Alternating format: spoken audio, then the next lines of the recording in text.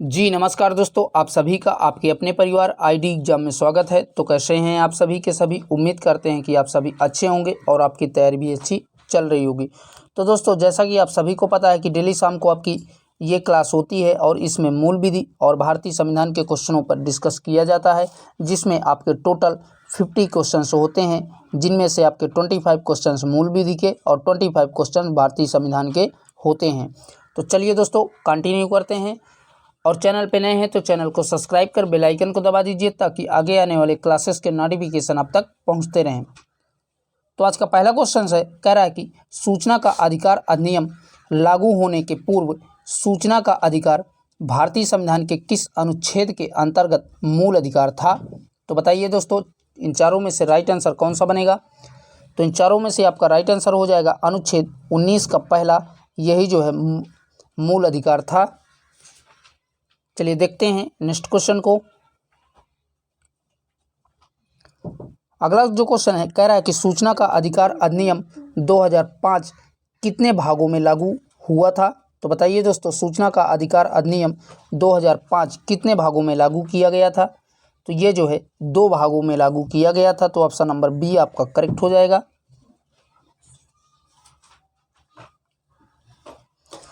Next है, कह रहा है कि सूचना का अधिकार अधिनियम के अंतर्गत सूचना मांगने पर कितने समय में सूचना उपलब्ध कराना आवश्यक है। तो बताइए दोस्तों, सूचना अधिकार अधिनियम के अंतर्गत सूचना मांगने पर कितने समय में जो है सूचना को उपलब्ध कराना आवश्यक है। तो राइट आंसर हो जाएगा ऑप्शन नंबर ए, 30 दिन के अंदर जो है सूचना उपलब्ध कराना आवश्यक है। क्वेश्चन है, सूचना का अधिकार अधिनियम 2005 में किस धारा में सूचना शब्द को परिभाषित किया गया है। तो बताइए दोस्तों, सूचना का अधिकार अधिनियम 2005 में जो है सूचना शब्द को परिभाषित किया गया है, कौन सी धारा में। तो राइट आंसर हो जाएगा ऑप्शन नंबर बी करेक्ट हो जाएगा। धारा 2 के चा में जो है इसको परिभाषित किया गया है। ठीक है दोस्तों, चलिए देखते हैं नेक्स्ट क्वेश्चन को।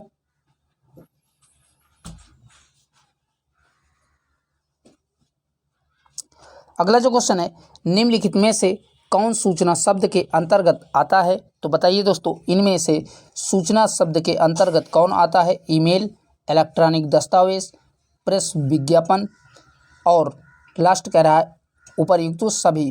तो ये सभी के सभी जो है सूचना शब्द के अंतर्गत आते हैं। तो ऑप्शन नंबर डी आपका करेक्ट हो जाएगा। ठीक है दोस्तों, चलिए देखते हैं नेक्स्ट क्वेश्चन को।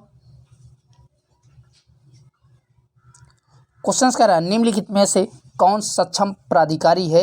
तो बताइए दोस्तों, इनमें से कौन सक्षम प्राधिकारी है। ऑप्शन से लोकसभा अध्यक्ष, मुख्य न्यायाधीश, उच्च न्यायालय के न्यायाधीश और लास्ट कह रहा है उपर्युक्त सभी। तो इनमें से आपका राइट आंसर हो जाएगा ऑप्शन नंबर डी, उपर्युक्त सभी के सभी जो है सक्षम प्राधिकारी हैं। लोकसभा अध्यक्ष, मुख्य न्यायाधीश और उच्च न्यायालय के न्यायाधीश, ये सारे के सारे सक्षम प्राधिकारी होते हैं। क्वेश्चन करा है, निम्नलिखित में से किसमें सूचना के प्रदान किए जाने से छूट है।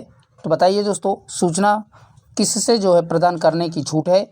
तो ऑप्शंस कह रहा है, राज्य सूचना पर प्रतिकूल प्रभाव पड़े। दूसरा कह रहा है राजनीति, वैज्ञानिक या आर्थिक हित में ना हो। तीसरा कह रहा है ऐसी सूचना जिससे प्रकटन से भारतीय संप्रभुता और अखंडता पर प्रतिकूल प्रभाव पड़े। तो राइट आंसर हो जाएगा ये सभी के सभी जो है सूचना प्रदान करने की छूट है। तो ऑप्शन नंबर डी आपका करेक्ट हो जाएगा। चलिए देखते हैं नेक्स्ट क्वेश्चन को। क्वेश्चन कह रहा है, सूचना का अधिकार अधिनियम के अंतर्गत निम्न में से कौन सा सक्षम प्राधिकारी नहीं है। तो बताइए दोस्तों, इनमें से कौन सा सक्षम प्राधिकारी नहीं है। तो राइट आंसर हो जाएगा ऑप्शन नंबर सी, मुख्य चुनाव आयुक्त, यही जो है सक्षम प्राधिकारी नहीं है।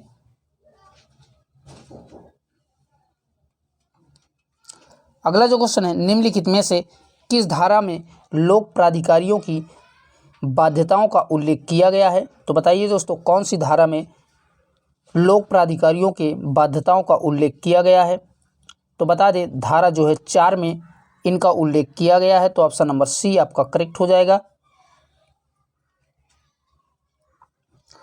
क्वेश्चन से, निम्नलिखित में से कौन सी सूचना देने से इनकार किया जा सकता है। तो बताइए दोस्तों, इनमें से कौन सी सूचना देने से इनकार किया जा सकता है? ऑप्शन हैं विदेशी सरकार से विश्वास में प्राप्त सूचना, दूसरा है वैश्विक नातेदारी में उपलब्ध सूचना, तीसरा है जिससे तीसरे पक्षकार की प्रतियोगिता स्थिति को नुकसान होता है। तो राइट आंसर इन चारों में से बनेगा उपर्युक्त सभी की सभी सूचनाओं को देने से इनकार किया जा सकता है। ठीक है, विदेशी सरकार से विश्वास में प्राप्त सूचना, दूसरा है वैश्विक नातेदारी में उपलब्ध सूचना, और तीसरा जिससे तीसरे पक्षकार की प्रतियोगी स्थिति को नुकसान होता है। ये सारी की सारी सूचनाओं को इनकार किया जा सकता है देने से। चलिए देखते हैं अगले क्वेश्चन को। क्वेश्चन कह रहा अधिनियम के अंतर्गत यदि ऐसी सूचना किसी व्यक्ति के जीवन या स्वतंत्रता से संबंधित है तब ऐसे आवेदक या का निपटारा कर देना चाहिए। तो बताइए दोस्तों कितने समय में इनका निपटारा कर देना चाहिए? तो राइट आंसर हो जाएगा 48 घंटे के अंदर इनका निपटारा कर दिया जाना चाहिए। तो ऑप्शन नंबर सी आपका करेक्ट हो जाएगा। नेक्स्ट है, कह रहा है कि निम्नलिखित में से मुख्य चुनाव आयुक्त की नियुक्ति कौन करता है? तो बताइए दोस्तों, मोस्ट इंपॉर्टेंट है, मुख्य चुनाव आयुक्त की नियुक्ति किसके द्वारा की जाती है? तो राइट आंसर हो जाएगा राष्ट्रपति के द्वारा की जाती है मुख्य चुनाव आयुक्त की नियुक्ति।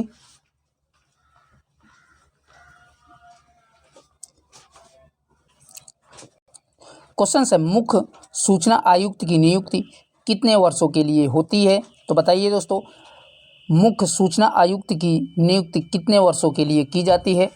तो राइट आंसर हो जाएगा 5 वर्षों के लिए जो है इनकी नियुक्ति की जाती है। तो ऑप्शन नंबर सी आपका करेक्ट हो जाएगा। ठीक है दोस्तों, आइए देख लेते हैं नेक्स्ट क्वेश्चन को।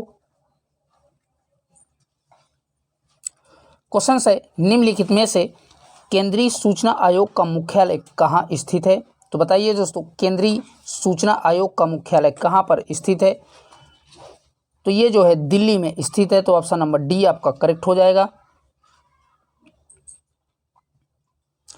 क्वेश्चन कह रहा है, निम्न में से सूचना का अधिकार अधिनियम के अंतर्गत होने वाली कठिनाइयों को दूर करने की शक्ति किसके पास है?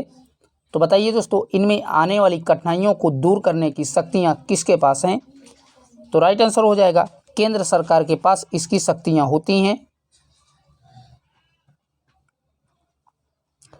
अगला जो क्वेश्चन है, कह रहा है कि सूचना का अधिकार अधिनियम के उपबंधों के अधीन रहते हुए इनमें से किस सूचना का अधिकार होगा? तो राइट आंसर हो जाएगा ऑप्शन नंबर सी करेक्ट हो जाएगा। सभी नागरिकों को जो है ये अधिकार प्राप्त हैं।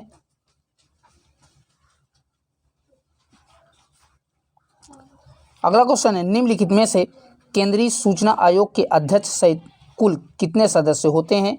तो बताइए दोस्तों, केंद्रीय सूचना आयोग में अध्यक्ष को मिला करके कुल कितने सदस्य होते हैं? तो इसमें टोटल जो है 11 सदस्य होते हैं। ठीक है दोस्तों, क्वेश्चन कर रहा है, निम्न में से सूचना प्रौद्योगिकी अधिनियम कब लागू हुआ था? तो बताइए दोस्तों, सूचना प्रौद्योगिकी अधिनियम जो है कब लागू किया गया था? तो ये जो है 17 अक्टूबर 2000 को लागू किया गया था। तो ऑप्शन नंबर सी आपका करेक्ट हो जाएगा।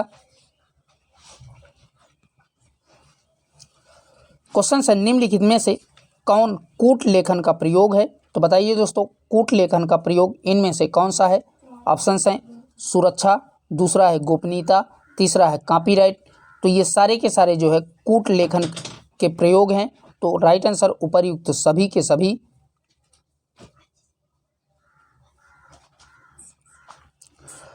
क्वेश्चन कह रहा है, सूचना प्रौद्योगिकी अधिनियम 2000 का विस्तार निम्न में से है। तो इसका विस्तार संपूर्ण भारत में है। तो ऑप्शन नंबर बी आपका करेक्ट हो जाएगा।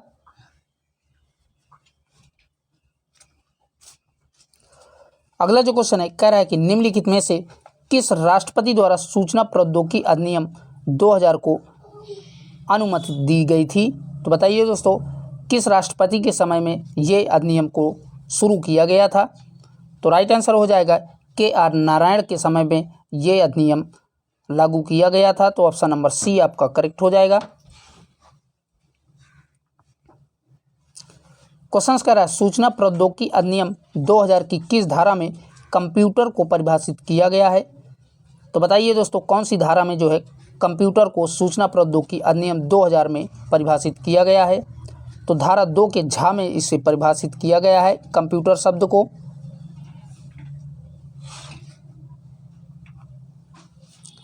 क्वेश्चन है, निम्न में से सूचना तकनीकी अधिनियम 2000 बनाने से किस अधिनियम में संशोधन किया गया? तो बताइए दोस्तों, कौन से अधिनियम में जो है संशोधन किया गया था सूचना तकनीकी अधिनियम 2000 के तहत? तो राइट आंसर हो जाएगा उपर्युक्त सभी के सभी भारतीय साक्ष्य अधिनियम 1972 में और भारतीय दंड संहिता 1860 में और बैकार बाही साक्ष्य अधिनियम 1891 में। इन सभी में जो है सूचना तकनीकी अधिनियम 2000 के तहत जो है संशोधन किया गया था। तो राइट आंसर आपका ऑप्शन नंबर डी करेक्ट हो जाएगा, उपर्युक्त सभी। क्वेश्चन कर रहा है, वसीयत द्वारा अधिसूचित दस्तावेजों का समव्यवहार विक्रय की संविदा तथा मुक्तारनामा निम्न में से किस अधिनियम के अंतर्गत लागू नहीं होता है? तो बताइए दोस्तों, राइट आंसर कौन सा बनेगा? तो इन चारों में से आपका राइट आंसर हो जाएगा सूचना प्रौद्योगिकी अधिनियम के तहत जो है इसको लागू नहीं किया जा सकता है। तो ऑप्शन नंबर बी आपका करेक्ट हो जाएगा। ठीक है दोस्तों, चलिए देखते हैं नेक्स्ट क्वेश्चन को।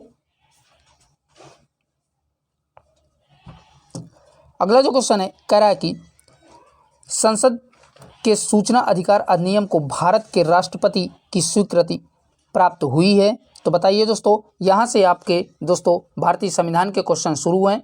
तो बताइए दोस्तों, संसद ने जो है सूचना अधिकार अधिनियम को जो है राष्ट्रपति ने कब स्वीकृत दी थी? तो राइट आंसर हो जाएगा 15 जून 2005 को जो है इसको राष्ट्रपति द्वारा स्वीकृत प्राप्त हुई थी। तो ऑप्शन नंबर सी आपका करेक्ट हो जाएगा, 15 जून 2005 को। अगला जो क्वेश्चन है कह रहा है कि सूचना का अधिकार के संबंध में निम्नलिखित कथनों में से कौन सही है? तो बताइए दोस्तों, इनमें से कौन सा कथन सही है सूचना अधिकार के संबंध में? तो राइट आंसर हो जाएगा यह एक विधिक अधिकार है, यही जो है इसका सही जवाब हो जाएगा।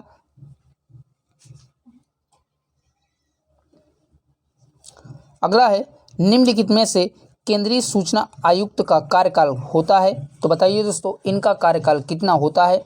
तो राइट आंसर हो जाएगा 3 वर्ष या 65 वर्ष की आयु तक जो है इनका कार्यकाल होता है। तो ऑप्शन नंबर ए आपका करेक्ट हो जाएगा। और बता दें, वर्ष 2005 के पहले तक जो है इनका कार्यकाल 5 वर्षों का था, जबकि 2005 से इनका कार्यकाल 3 वर्ष या 65 वर्ष की उम्र तक निर्धारित कर दिया गया है। चलिए देखते हैं नेक्स्ट क्वेश्चन को।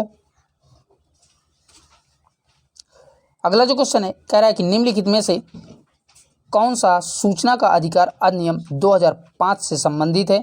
तो बताइए दोस्तों, कौन सा मामला जो है सूचना का अधिकार अधिनियम 2005 से जो है संबंधित है? तो राइट आंसर हो जाएगा ऑप्शन नंबर सी करेक्ट हो जाएगा, नमित शर्मा बनाम भारत संघ का मामला, यही जो है सूचना का अधिकार अधिनियम से संबंधित है। तो ऑप्शन नंबर सी आपका करेक्ट हो जाएगा। अगला जो क्वेश्चन है कह रहा है कि निम्न में से सूचना का अधिकार अधिनियम का उद्देश्य है? तो बताइए दोस्तों, सूचना का अधिकार अधिनियम का उद्देश्य कौन सा है? तो राइट आंसर हो जाएगा सार्वजनिक अधिकारों से सूचना प्राप्त करने की पहुंच, यही जो है सूचना का अधिकार अधिनियम का मुख्य उद्देश्य है। और बता दें, इसका प्रावधान जो है सूचना के अधिकार अधिनियम की धारा 2 में जो है वर्णित है। ठीक है दोस्तों,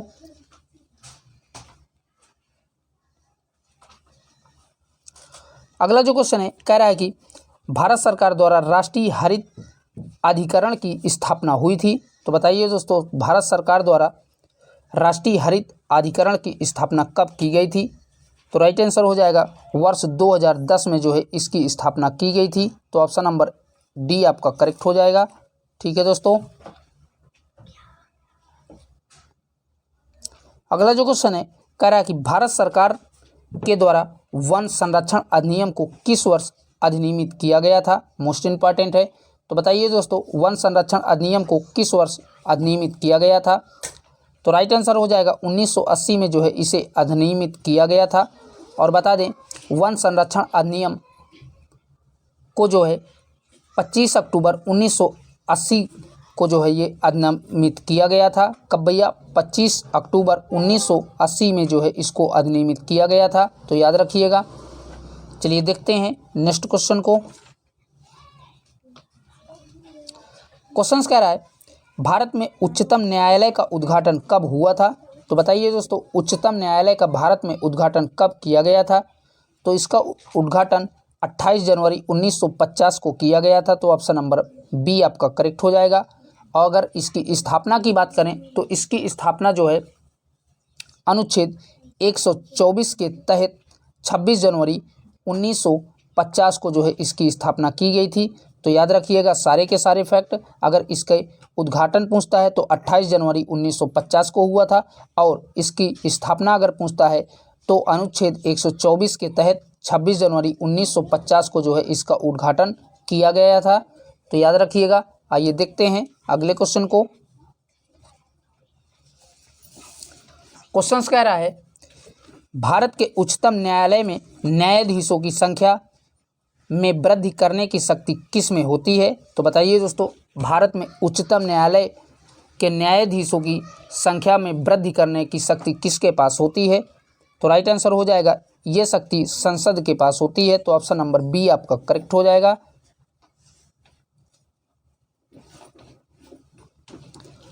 क्वेश्चन कह रहा है भारतीय सर्वोच्च न्यायालय में न्यायाधीशों की नियुक्ति कौन करता है? तो बताइए दोस्तों, सर्वोच्च न्यायालय में न्यायाधीशों की नियुक्ति किसके द्वारा की जाती है? तो राष्ट्रपति द्वारा जो है न्यायाधीशों की नियुक्ति की जाती है। क्वेश्चन से उच्चतम न्यायालय के न्यायाधीश को उसके पद से किस प्रकार हटाया जा सकता है? तो बताइए दोस्तों, उच्चतम न्यायालय के न्यायाधीश को उसके पद से किस प्रकार हटाया जा सकता है? तो राइट आंसर हो जाएगा राष्ट्रपति द्वारा संसद की सिफारिश पर जो है उसके पद से हटाया जा सकता है। अगला जो क्वेश्चन है कह रहा है कि निम्नलिखित में से सर्वोच्च न्यायालय के न्यायाधीशों की सेवानिवृत्त होने की उम्र क्या है?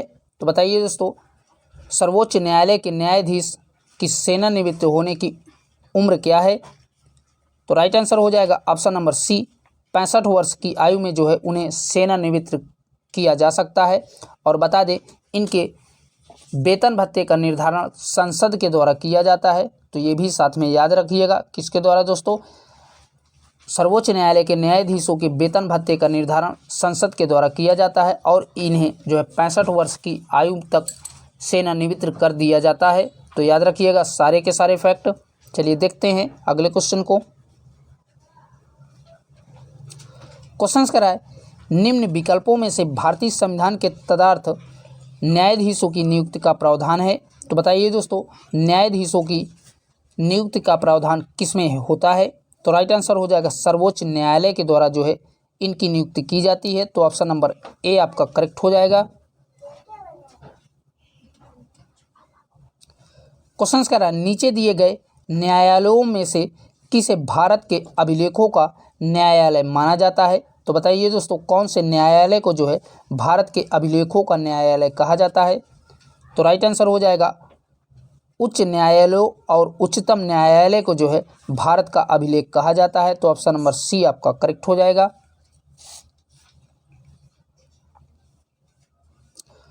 क्वेश्चन है निम्नलिखित में से किस वाद में भारतीय संविधान के मूलभूत ढांचे की अवधारणा प्रतिपादित की गई है?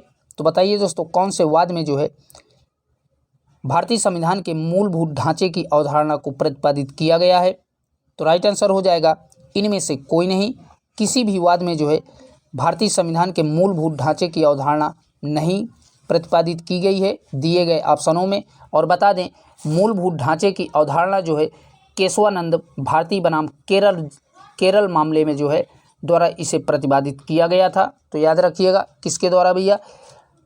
केशवानंद भारती बनाम केरल मामले के द्वारा जो है इसे मूलभूत ढांचे की अवधारणा को प्रतिपादित किया गया था। ठीक है, चलिए बढ़ते हैं अगले क्वेश्चन की ओर। अगला जो क्वेश्चन है कह रहा है कि निम्नलिखित कथनों पर विचार कर बताइए कि इनमें से कौन सा सही है। तो बताइए दोस्तों, इन चारों में से कौन सा विकल्प आपका सही है? तो इन चारों में से आपका राइट आंसर बनेगा ऑप्शन नंबर डी करेक्ट हो जाएगा। यह मूल अपीली और परामर्श संबंधी क्षेत्राधिकार रखता है। यही इसका सही जवाब हो जाएगा। ठीक है दोस्तों, चलिए बढ़ते हैं नेक्स्ट क्वेश्चन की ओर। अगला जो क्वेश्चन है कह रहा है कि भारतीय संविधान का कौन सा अनुच्छेद संवैधानिक विवाद में सर्वोच्च न्यायालय के अपीली क्षेत्राधिकार से संबंधित है। तो बताइए दोस्तों, इनमें से कौन सा जो है क्षेत्राधिकार से सर्वोच्च न्यायालय के अपीली क्षेत्राधिकार से संबंधित है। तो राइट आंसर हो जाएगा ऑप्शन नंबर सी करेक्ट हो जाएगा। अनुच्छेद 134 के ए को मिला करके अनुच्छेद 132 के साथ पढ़ना, यही जो है इसके क्षेत्राधिकार में संबंधित है। ठीक है दोस्तों, चलिए देखते हैं नेक्स्ट क्वेश्चन को। क्वेश्चन है, संविधान की व्याख्या से संबंधित सभी विवाद सर्वोच्च न्यायालय के पास जा सकते हैं। इसके यहाँ पर थोड़ा टाइपिस्ट से मिस्टेक हो गई है। तो क्वेश्चन है, संविधान की व्याख्या से संबंधित सभी विवाद सर्वोच्च न्यायालय के पास जा सकते हैं। इसके तो राइट आंसर इन चारों में से बताइए कौन सा हो जाएगा। तो राइट आंसर हो जाएगा इसके जो है अपीली क्षेत्राधिकार के अंतर्गत जो है सर्वोच्च न्यायालय के पास जा सकते हैं सभी विवादित मामले। चलिए देखते हैं नेक्स्ट क्वेश्चन को। क्वेश्चन कह रहा है, भारत में न्यायिक पुनरावलोकन की शक्ति का प्रयोग किसके द्वारा किया जाता है। तो बताइए दोस्तों, पुनरावलोकन की शक्ति का प्रयोग किसके द्वारा भारत में किया जाता है। तो राइट आंसर हो जाएगा सर्वोच्च न्यायालय तथा उच्च न्यायालय के द्वारा जो है इस शक्ति का प्रयोग किया जाता है। तो ऑप्शन नंबर बी आपका करेक्ट हो जाएगा।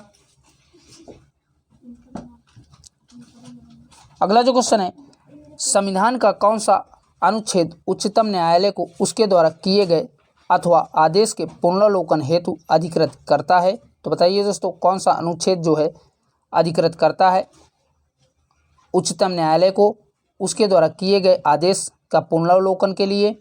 तो राइट आंसर हो जाएगा ऑप्शन नंबर ए, अनुच्छेद 137 जो है अधिकृत करता है। अगला जो क्वेश्चन है, निम्नलिखित में से भारतीय संविधान का संरक्षक कौन है। मोस्ट इंपॉर्टेंट है।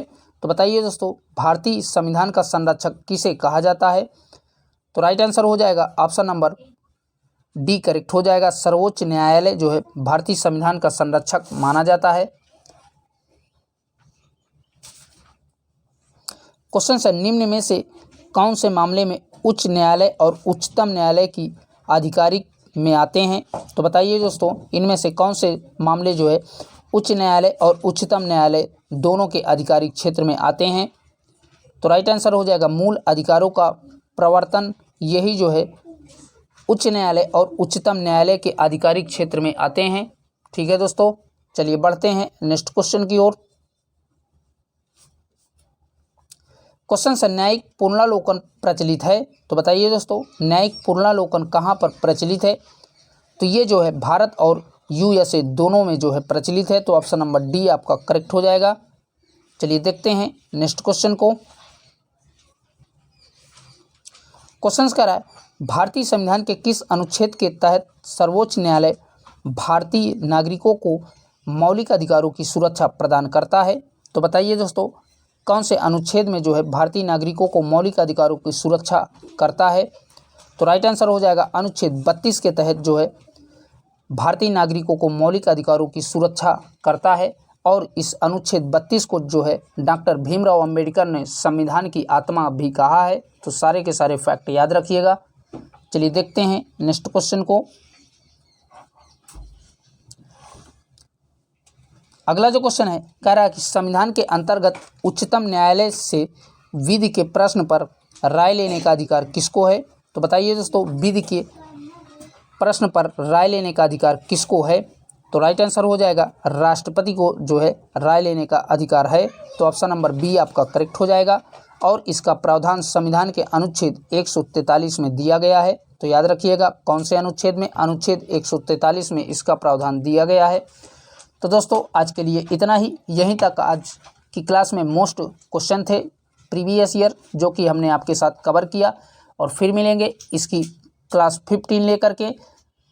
और चैनल पे को अभी तक आप लोगों ने सब्सक्राइब नहीं किया है तो प्लीज़ भैया आप सभी से रिक्वेस्ट है कि चैनल को भी सब्सक्राइब कर दीजिए। फिर मिलेंगे, तब तक के लिए बाय बाय, टेक केयर, जय हिंद।